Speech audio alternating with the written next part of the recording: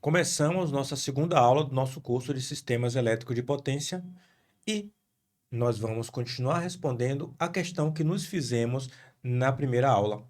Na primeira aula, a gente fez a seguinte pergunta: como representamos o sistema elétrico? E hoje vamos continuar respondendo esta pergunta: como representamos o sistema elétrico? Na primeira aula, a gente viu a apresentação do curso, a definição de sistema elétrico de potência e vimos os modelos mais básicos que faremos usos, modelos dos equipamentos que faremos uso para representar o sistema elétrico.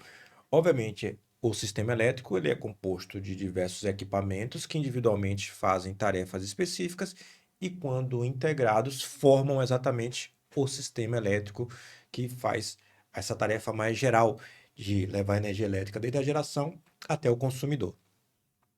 Então, como representamos o sistema elétrico?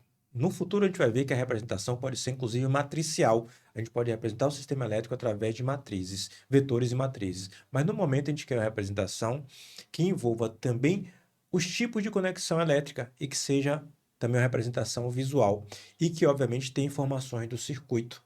Então, o diagrama unifilar pareceu ser uma boa alternativa para a gente começar a tratar de representação. A ideia de unifilar, o termo unifilar, nos diz bastante coisa, porque no fim das contas, através de uma única fase, a gente consegue representar o sistema elétrico, indo através de um único fio. Olha só, nós temos o sistema equilibrado, que é a nossa suposição, por favor, sistema equilibrado. No futuro, a gente vai tratar também de circuito desequilibrado, mas por enquanto vamos tratar do circuito equilibrado.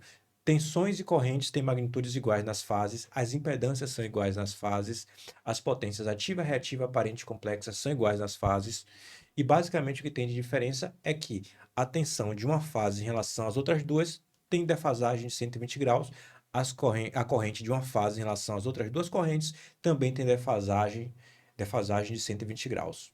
Então é possível recuperar as informações das outras fases sabendo as informações de uma fase só. Então, o diagrama unifilar é uma boa alternativa.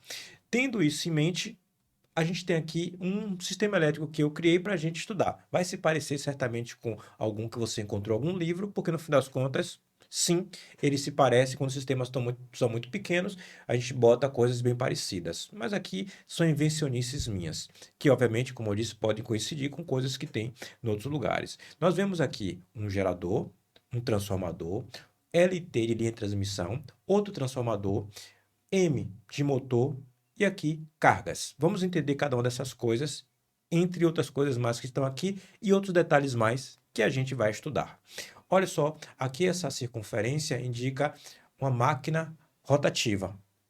G para indicar que é gerador, mas você podia escrever por extenso. E aqui M de motor. Habitualmente, quando a gente faz estudo de sistemas elétricos, os geradores e motores que a gente emprega são geradores e motores síncronos. Os geradores síncronos, porque no fim das contas, eles são maioria de fato, são absolutos, na verdade, quando a gente considera a geração termoelétrica e hidrelétrica, que a gente mais usa, né? Então, no fim das contas, os geradores, ou que a gente ainda mais usa, porque no futuro talvez tenhamos a eólica e a fotovoltaica já em níveis comparativos com a termoelétrica. Mas, pensando aqui no momento atual, geradores síncronos e motores síncronos são os que a gente mais estuda. Mas, professor, motor de indução não é mais utilizado que o motor síncrono? É, mas quando a gente trata de estudo de sistemas elétricos, muitas vezes a gente só trata das máquinas muito grandes. E muitas vezes temos no Brasil, e em outros lugares também, em outros países, que os motores muito grandes são motores síncronos, para a gente poder controlar a potência reativa deles. Um motor de indução em gaiola não permitiria esse controle de potência reativa. Então, muitas vezes, os motores muito grandes são motores síncronos. Como se não bastasse, a gente tem que ter em mente que a máquina síncrona ela tem excitação própria, não é isso? Então, na hora de um curto-circuito, por exemplo, um motor síncrono ajuda a alimentar o curto. Então, a gente dá ênfase esse estudo no motor síncrono exatamente porque ele tem uma forte influência no curto-circuito. Vamos tratando aos pouquinhos das coisas, nem tudo você precisa entender agora, você vai entender durante o curso. Vamos verificar aqui que a gente pode fazer a indicação do tipo de conexão desse gerador. Ele está em Y e aterrado por uma reatância. Reatância, professor, reatância é um elemento de circuito. não é o dispositivo físico. Opa! Não é o dispositivo físico verdadeiro. O dispositivo físico a gente chama de reator, que nada mais é do que o indutor de grande porte do sistema elétrico de potência. Então, na verdade, ele é aterrado por um reator, por um indutor, mas a gente chama também aterrado por uma reatância. Aqui nós temos o barramento. O barramento nada mais é, como a gente discutiu na aula anterior, uma barra de alumínio ou de cobre no qual a gente faz a conexão de circuitos elétricos. Para a gente, vai representar algo parecido com um nó, mas é um barramento, ou no caso, uma barra também, outra forma de falar. Aqui você está vendo o transformador, joia, daqui a pouco a gente trata dele, mas tem uma caixa no meio do caminho. O que são essas caixas, professor? Essas caixas são os disjuntores. Professor, o que é o disjuntor? Eu tenho um disjuntor aqui em casa. Quando falta energia elétrica, dá um problema, minha mãe me manda rearmar o disjuntor ou ligar o disjuntor. É o mesmo disjuntor? Não. O disjuntor que você tem em sua casa é o disjuntor termomagnético. Ele tem um dispositivo térmico, um dispositivo magnético que identificam sobrecorrente e desarma o circuito. Aí você vai lá e rearma. O que é desarmar e armar? O circuito de forma automática abriu porque identificou essa sobrecorrente e você vai lá e rearma, ou seja, você fecha o circuito para que os equipamentos da sua casa sejam alimentados. Esse disjuntor é diferente porque ele nada mais é do que uma chave que abre e fecha e não faz nada além disso. Essa chave não tem nenhuma inteligência, nenhum tipo de sensor que identifique sobrecorrente, por exemplo. Aí você pode se perguntar, então, como é que esse disjuntor vai servir para alguma coisa se ele não é sensibilizado por uma variável elétrica, como por exemplo a corrente? Ele está ligado a um outro dispositivo que a gente chama de relé. Vou tratar de forma breve aqui. Relé nada mais é do que um dispositivo, de forma genérica, que muda o seu estado quando ele é sensibilizado por alguma grandeza física. Por exemplo, um relé de sobretemperatura, você vai ajustar uma temperatura específica. Se a temperatura atingir daquele valor para cima, o estado do relé se modifica. O que é mudar o estado? Se for digital, ele sai de 0 para 1, a tensão sai de alta para baixa, o contato que estava aberto fica fechado, se está fechado, fica aberto, ele simplesmente muda o seu estado. Mudou o estado porque exatamente foi sensibilizado por uma configuração que você colocou de uma grandeza física. No caso do nosso sistema elétrico, a gente vai ter, muito comumente, um relé de sobrecorrente. Ele vai ser ajustado para que, quando a corrente atingir de um certo valor para cima, o estado dele mude. O estado dele muda e o disjuntor é acionado. O disjuntor poderia ser acionado só por um relé, professor? Não, ele pode ser acionado por um relé e pode ser acionado por uma pessoa. Fisicamente, a pessoa pode chegar lá e mudar a conexão do disjuntor, pá, e ele abre ou fecha. Remotamente também se faz isso. Ou seja, o disjuntor é uma chave que abre e fecha que a gente pode usar de diversas formas, inclusive para fazer manutenções de equipamentos, abrir circuitos para que as pessoas possam operar nos equipamentos. Professor, não entendi. Porque o disjuntor é uma chave que abre e fecha, então isso para mim é um interruptor. E você não está errado em pensar dessa forma. Você está errado, mas não está pensando de forma completamente errada. Interruptor. O que é um interruptor? O interruptor ele abre e fecha da mesma forma que o disjuntor. Ele não obrigatoriamente está conectado a mais nada. O interruptor da sua tomada não, da sua energia elétrica, por exemplo, ele abre e fecha, mas ele abre e fecha sob carga. Olha só, sob carga. A corrente que está sendo drenada é a corrente nominal do interruptor e do próprio equipamento, e você pode abrir e fechar. Então, qualquer corrente entre a corrente nominal e a corrente nula, o interruptor funciona. Joia. Então, tá ok. O disjuntor, ele não abre e fecha somente com a corrente nominal para baixo. Ele abre também, ele é feito para operar também com sobrecorrente. Então, mesmo que você tenha uma corrente de curto-circuito, que pode ser 3, 4, 5, 6, 7 vezes maior que a corrente nominal dos equipamentos, o disjuntor, ele abre sem causar nenhum tipo de dano a si próprio, porque ele é feito para isso. Então, note a diferença. O interruptor de corrente nominal para baixo, enquanto o disjuntor pode funcionar, inclusive, com corrente de sobrecarga para baixo. Obviamente, ele funciona também com corrente nula no circuito. Aí você pode chegar e dizer o seguinte, ó, pessoal, eu trabalho aqui na concessionária, já falando do interruptor, e tem a chamada chave seccionadora, que abre e fecha que nem o disjuntor. Eu falo a você, é verdade, ela abre e fecha que nem o disjuntor. Só que tem uma diferença. A chave seccionadora é feita para abrir e fechar com carga leve ou com carga nenhuma. A chave seccionadora não é feita para abrir com carga nominal, como por exemplo o interruptor, e não é feita para abrir com sobrecorrente, como é o caso do disjuntor. Então a chave seccionadora é utilizada para fazer manobras no sistema elétrico, inclusive manobras para manutenção. Você desliga as coisas todas, desarma as chaves seccionadoras e as pessoas podem mexer nos equipamentos porque não vai ter tensão nenhuma. Então nós temos o interruptor, a chave seccionadora, mas o dispositivo de proteção é o disjuntor. E note, não é o dispositivo de proteção porque ele é sensibilizado, ele se sensibiliza em relação à corrente. O disjuntor que a gente está tratando de sistemas elétricos é só uma chave que abre e fecha e é feita para operar também com sobrecorrente. Obviamente, se ela funciona com sobrecorrente, ela funciona com a corrente nominal, também funciona com corrente muito baixa, assim como com corrente nula. Então, o disjuntor também é utilizado para outros fins, além da proteção do sistema elétrico. É feito, por exemplo, para manobra, abrir os disjuntores para poder fazer manutenções. Então, temos aqui os diversos disjuntores. Por que eles estão aqui? A gente não vai tratar, porque nosso curso não é de proteção, é de CEP introdutório. Nós temos aqui agora o transformador. E está dito por mim, eu escolhi as conexões. Aqui é uma escolha minha. Que ele é Y aterrado por resistências. Na verdade, por resistores, né? A gente sabe que o dispositivo físico é resistor. Mas a gente chama de resistência e a gente não fica brigando um com o outro por causa disso. Joia? Então, é YY aterrado por resistor. Aqui nós temos a linha de transmissão, representada por esse fio. Nós chegamos aqui no segundo transformador. A gente imagina que aqui a gente tem um nível de tensão, esse transformador seja elevador, eleve a tensão, a linha de transmissão transmite a potência elétrica em alta tensão e corrente diminuída. Chegamos no segundo transformador, que abaixa a tensão para ser utilizado pelas cargas.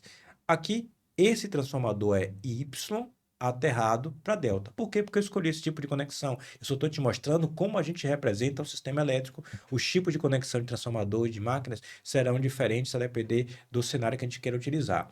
E aqui esse transformador abaixador vai alimentar a carga. Esta carga aqui, ó, ou melhor, essas cargas que são o motor e outras cargas estão conectadas ao mesmo barramento, ou seja, estão em paralelo, porque são ligadas à mesma tensão. Este motor está em Y, aterrado por um reator, e aqui nós temos cargas diversas. O que são cargas diversas? Um bairro inteiro, uma indústria inteira, dois bairros, um bairro e uma indústria, sabe-se lá, uma cidade, um monte de coisas. A gente poderia, se a gente quisesse, representar de forma mais detalhada, só que a gente está estudando sistemas elétricos de potência. Toda vez que a gente pode concentrar a informação de tal forma que a gente tenha um grande consumidor, um grande gerador, a gente faz isso. Inclusive, posso te dizer que se você está enxergando um único gerador aqui, é porque sua visão está boa, mas o seu entendimento talvez não esteja perfeito, porque muitas vezes a gente faz um gerador único representar vários outros geradores similares. Então não é incomum que a gente bote a representação de um gerador, mas que na verdade ele represente a geração de 3, 4, 5 unidades simultaneamente, da mesma forma que a gente coloca um motor equivalente que representa diversos motores operando simultaneamente. Sua visão está boa e seu entendimento agora está melhor ainda em relação a geradores e motores representados no sistema elétrico. E se a gente quisesse representar essas cargas com mais detalhes, a gente podia? A gente podia. A gente não quer fazer aqui, mas a gente podia. Olha só o que a gente podia fazer. A gente podia perfeitamente pensar o seguinte, olha, essa carga aqui é uma carga, um bairro talvez, uma cidade que tenha dois bairros, por exemplo, e obviamente esses dois bairros estão em paralelo com essa barra. Mas a gente queria separar, porque aqui tem um transformador para o bairro 1 e outro para o bairro 2. Então, ao invés de representar essa seta, podia vir para cá, e em vez de virar uma seta, como está lá em cima, gente poderia fazer isso. Uhum. Pronto. Temos a representação da potência fluindo para outras duas cargas. O transformador 3 alimenta a carga 1, o transformador 4 alimenta a carga 2. Nesse caso, eu coloquei de propósito um transformador delta com Y aterrado, porque no fim das contas, como aqui já está a alimentação da carga em si que está consumindo, a gente geralmente alimenta as cargas que vão consumir o dispositivo, consumir a potência elétrica, desculpe, via dispositivos físicos em Y, porque no fim das contas a gente quer duas coisas. Uma, oferecer um neutro com aterramento para que essa pessoa faça o aterramento também. Outra, a gente quer a flexibilidade de tensões. Se está em Y, a gente pode oferecer as tensões fase-fase e fase neutro. O secundário do transformador que está em sua rua, alimentando a sua casa, ele está com secundário em Y, exatamente para te oferecer essas duas possibilidades. O aterramento e a flexibilidade de tensões, fase-fase e fase neutro.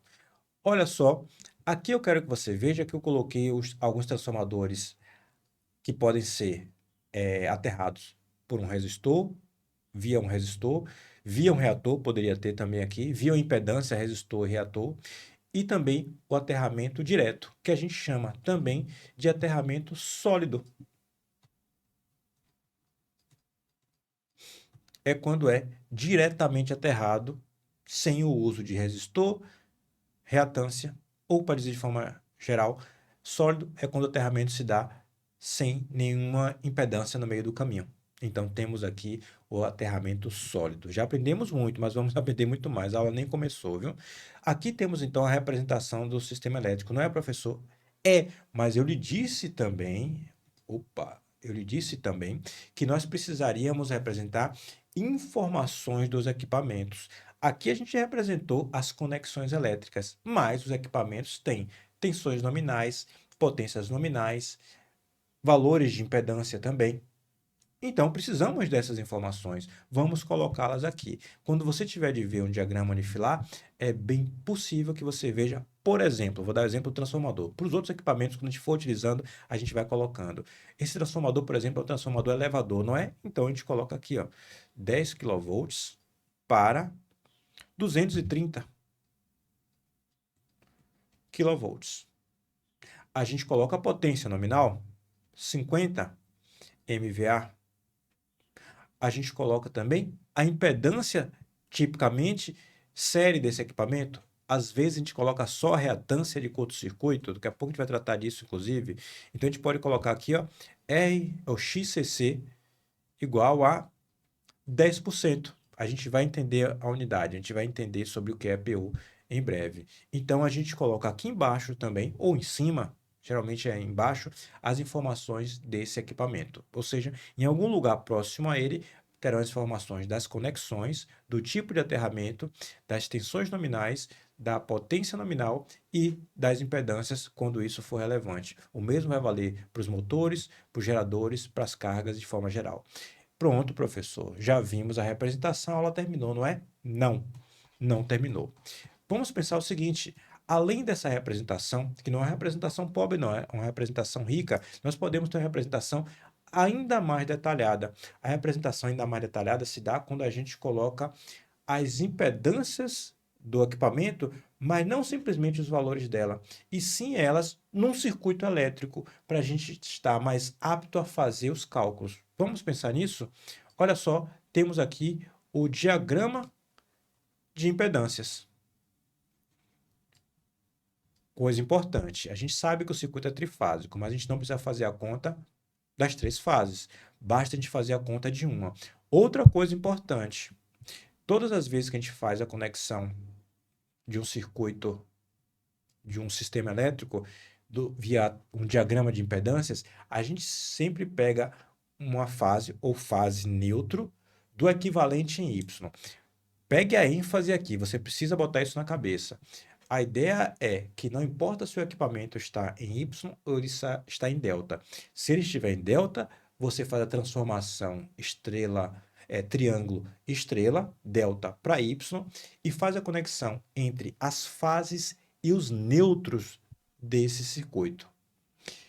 Nem sempre a gente faz do neutro, porque os dispositivos são aterrados e a gente faz fase para a Terra.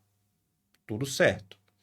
Mas a gente sempre usa uma fase do equivalente em Y, mesmo que o equipamento esteja em delta.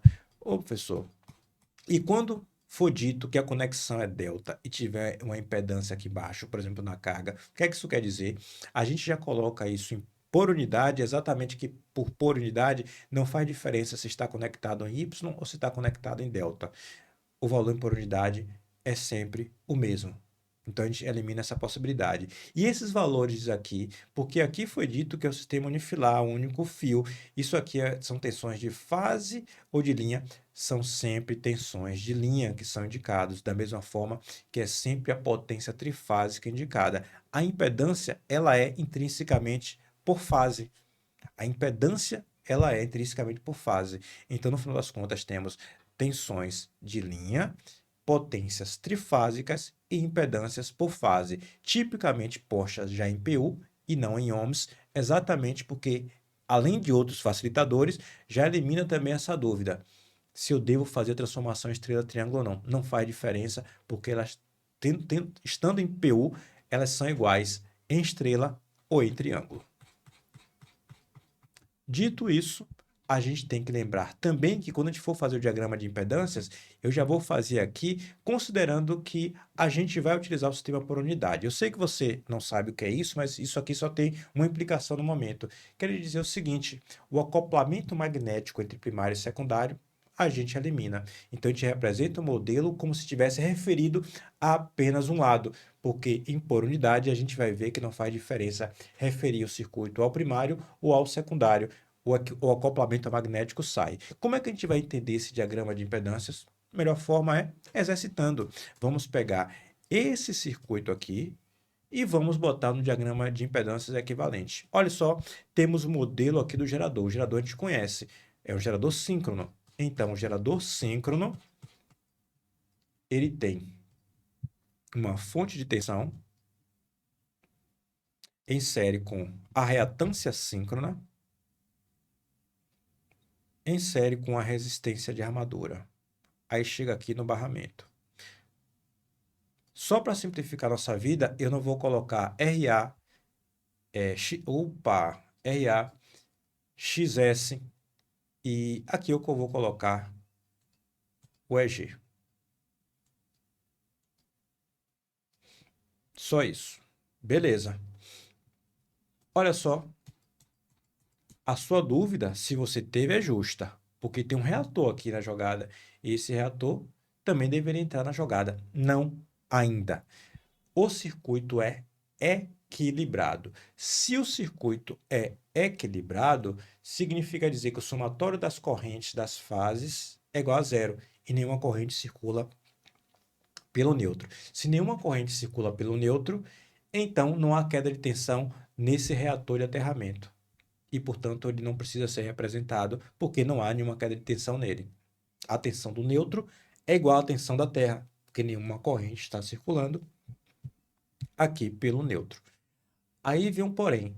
E quando for desequilibrado? Quando for desequilibrado vai fazer diferença e a gente vai estudar isso no estudo de faltas assimétricas. Faltas assimétricas, ou seja, quando o circuito elétrico perder a simetria. Dito isso, o reator não vai precisar ser representado aqui. Nós temos depois um transformador aumentador. Esse transformador aumentador eu vou representar com o modelo completo só para depois simplificar. A gente sabe que ele tem uma resistência de curto-circuito do primário, a gente sabe que ele tem uma reatância de dispersão do primário, a gente sabe que tem aqui no meio do caminho uma resistência que representa as perdas no núcleo, uma reatância de magnetização e aqui a gente tem um secundário representado através de uma reatância de dispersão e aqui uma resistência que representa as perdas no secundário. Esse é o modelo do transformador. Beleza, sabemos disso, professor. Tá aqui. Não vou colocar os símbolos só para não deixar o desenho pesado. E aqui a gente chega na linha de transmissão. A linha de transmissão não está indicada neste caso, porque estaria indicado com os valores aqui, se ela é uma linha curta ou média. Vamos representar a linha média só para ficar mais complicado e depois a gente simplificar. Aqui é a linha média, não é isso? Uma linha média vai ter os elementos em derivação, a capacitância entre os condutores e a Terra não vai poder ser desprezada, então ela está aqui. Tem a resistência que representa as perdas na linha, só botar essa resistência mais nítida, e aqui a reatância de dispersão da linha. Aqui a capacitância, que a gente chama também de admitância, porque no final das contas a gente representa por admitância, e temos aqui os terminais da linha. Esses terminais da linha estão conectados a um transformador abaixador, T2. Vou representar T2 de outra cor, vou botar T2 de verde. E T2, basicamente, tem um modelo idêntico a esse transformador aqui. Primário, olha, opa, só para botar mais parecido. Resistência que representa as perdas no núcleo. Professor, esse negócio de modelo transformador não está bom para mim. Tem pré-requisitos no nosso curso e nós temos essas aulas aqui em abundância sobre transformadores. Quando você chega em sistema elétrico, você tem que ter isso aqui de cós salteado. E por fim, chegou um barramento e no barramento tem duas cargas, um motor síncrono e cargas em geral. Vamos representar então esses dois dispositivos. O motor vou colocar aqui de rosa. Olha só, o motor está aqui, tem a resistência de armadura, a reatância síncrona e a tensão. Lá eu chamei de EG, aqui eu vou chamar de EM. E tem a carga, que está em paralelo com o gerador. A carga eu vou colocar de laranja. A carga. Vou considerar que a carga é indutiva. Não puramente indutiva, mas sim indutiva. Tem aqui a reatância e aqui a resistência da carga. Pronto. Vou conectar tudo isso. Aqui tanto faz se a gente pensa em relação à Terra, em relação ao neutro, ao ponto neutro, porque como não há corrente circulando pelo neutro, a tensão do neutro é igual à tensão da Terra. Então, você pode perfeitamente colocar isso aqui, ó, considerar que isso aqui está vindo em relação à Terra, porque estaria ok também. E todos os nossos equipamentos estão aterrados. Vou deixar só isso aqui para a gente entender claramente que agora a gente consegue resolver isso aqui. Por que motivo? Porque isso aqui é um circuito elétrico CA. E, ao mesmo tempo, representa um circuito elétrico trifásico, porque isso aqui tem uma fase. Aqui só botar a barra, né? A barra tá aqui. Porque isso aqui tem uma única fase de um circuito trifásico equilibrado. As potências que eu encontrar aqui, eu posso multiplicar por 3. As tensões que eu estou utilizando aqui, no equivalente em Y, são as tensões de fase. Todas as correntes daqui são correntes de fase. Porém, como o equivalente é em Y, a corrente de fase é igual a de linha. Então, já estou encontrando aqui as correntes de linha que estão circulando nesses equipamentos, onde, obviamente, se refere aos terminais de linha, né? Esses aqui. E, ao mesmo tempo, estou utilizando as tensões de fase. Dito isso, temos aqui, então, mais uma representação através do diagrama de impedâncias. Grande parte das vezes, a gente não tem informações detalhadas sobre essas impedâncias. E muitas vezes, nos cálculos de curto-circuito, simplificar esse circuito inteiro para poder deixar somente os elementos de circuito que fazem mais diferença nos cálculos também é muito bom, ainda mais quando o estudo é introdutório, no qual a gente não quer fazer conta demais, senão a gente faz conta demais e se perde no objetivo, que é aprender como calcular o curto-circuito. Então, o que é que se faz? Se faz um diagrama mais simples, que a gente chama de diagrama de reatâncias. Deixa eu escrever aqui, ó, diagrama de reatâncias. O nome já diz, não diz? O que é? Diz, professor, que eu devo eliminar qualquer coisa que não seja reatância. Sim, mas vamos entender como a gente faz isso e como a gente pode utilizar isso, porque só eliminar talvez não nos ajude tanto. A gente talvez precise de algo mais. Vamos verificar esse algo mais que talvez a gente precise? Olha só, a ideia é, nos equipamentos de potência bobinados, é muito comum que os efeitos das tensões induzidas sejam maiores que as perdas nos equipamentos. Então, no final das contas, as tensões induzidas por causa dos fluxos magnéticos criam quedas de tensões maiores do que as quedas de tensões das resistências que representam as perdas nos equipamentos. Então, habitualmente, a reatância síncrona é maior do que a resistência de armadura. Então, a gente faz essa aproximação. Você já fez essa aproximação quando estudou máquina síncrona, inclusive. Vou fazer aqui também logo, ó. Já vou fazer aqui. Outra coisa, você também estudou em transformadores que é possível fazer a simplificação do transformador, se bem que a gente usa mais em CEP isso, eliminando da representação as perdas nos condutores, porque as reatâncias de dispersão são maiores. Então, faço isso aqui também, ó. O eliminar, nesse caso, é curto-circuitar as resistências, não é isso? Joia, aqui em azul.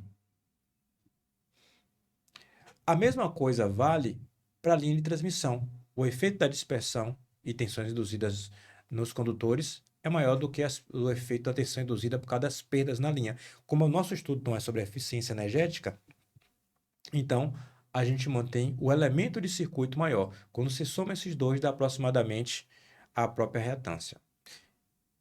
Aí vem um porém. Temos a resistência aqui também em paralelo. Uma resistência em paralelo, se ela é menos significativa, significa dizer que na representação do modelo ela é maior. E a gente sabe que a corrente de magnetização ela é maior do que a corrente que representa as perdas no núcleo. Corrente que representa as perdas porque não tem nenhuma corrente circulando aqui. Essa corrente geral a gente chama de corrente de excitação, essa aqui de corrente de magnetização e essa aqui a gente chama só de IC mesmo, a gente não dá nenhum nome.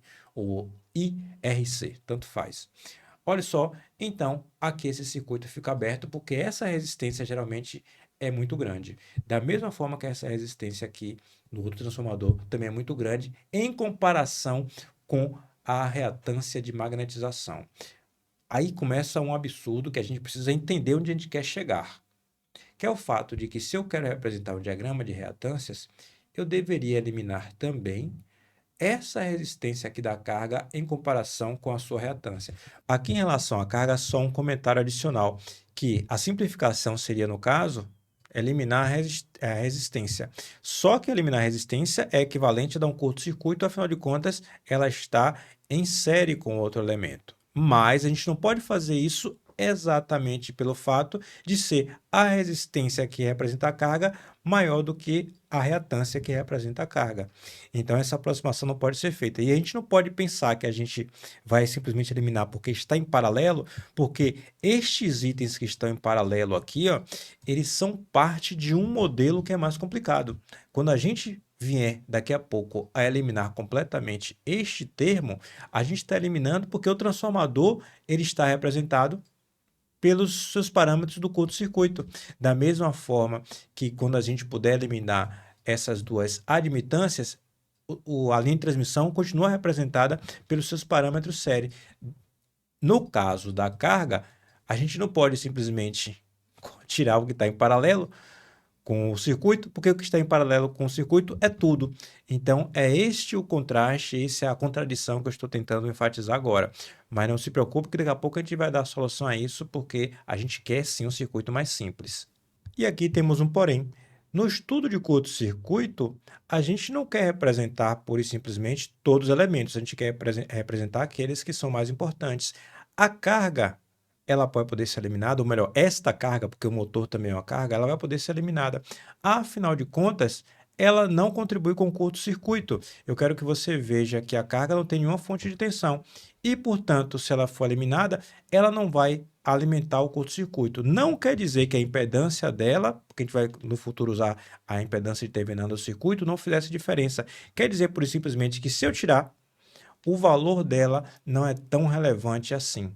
Então, é muito comum que a gente faça isso também, que a gente elimine as cargas resistiva, indutiva e capacitiva do circuito, deixando somente as cargas que têm fonte de alimentação que ajudam a alimentar a corrente de curto-circuito. Então, a gente simplifica ainda mais o modelo.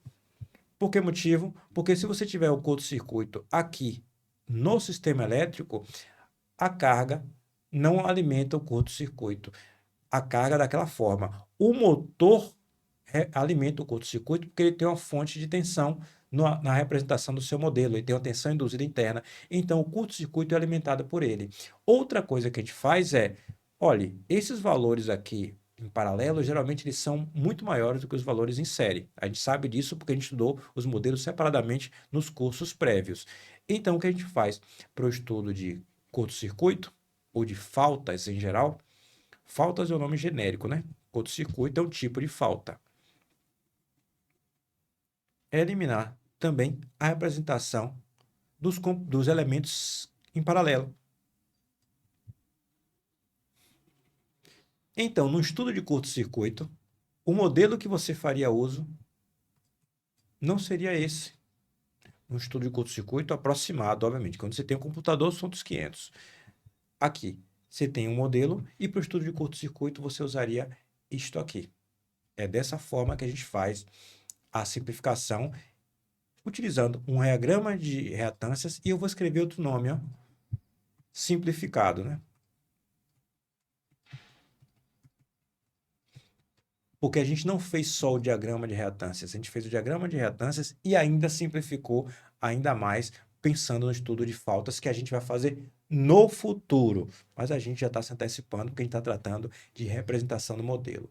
Dito isto, eu posso me despedir de você agora e quero te convidar a fazer parte da área de membros, porque algumas questões, algumas videoaulas serão exclusivas para membros. Então, se inscreva para receber também essas videoaulas específicas do nosso curso de Sistemas Elétricos de Potência. Te aguardo na próxima aula. Até!